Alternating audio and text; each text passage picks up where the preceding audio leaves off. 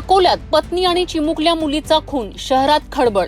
अकोला शहरातील रामदासपेठ पोलीस ठाण्याच्या हद्दीत असलेल्या तारफैल परिसरात एक हृदयद्रावक आणि सुन्न करणारी घटना समोर आली आहे। घरगुती वादातून सूरज गणवीर उर्फ गोटिया या व्यक्तीने स्वतःच्या पत्नी आणि निष्पाप मुलीचा गळा दाबून निर्घृण खून केल्याची धक्कादायक बाब उघड झाली आहे।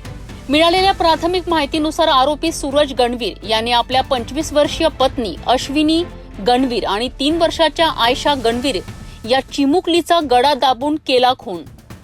घटनेची माहिती मिळताच पोलिसांनी तत्काळ घटनास्थळी घेतली धाव। यावेळी एसडीपीओ सतीश कुलकर्णी, प्रभारी ठाणेदार अरुण परदेसी तसेच इतर पोलीस अधिकारी आणि कर्मचारी घटनास्थळी उपस्थित होते। पोलिसांनी आरोपी सूरज गणवीर याला ताब्यात घेतले असून पुढील चौकशी सुरू आहे। हत्या घरगुती वादातून झाल्याचा प्राथमिक अंदाज आहे।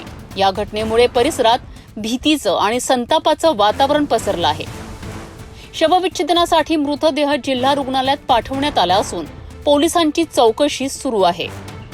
रामदासपेठ पोलीस स्टेशन हद्दीतील तारफैल परिसरामध्ये सूरज गणवीर या आरोपीने त्याच्या पत्नी आणि ती सावत्र मुलगी याचा गळा आवळून हत्या केल्याची माहिती मिळाल्यावरून पोलीस घटनास्थळी पोहोचलेले आहेत। आरोपी सध्या पोलिसांच्या ताब्यात आहे आणि पुढील तपास रामदासपेठ पोलीस स्टेशन करत आहेत।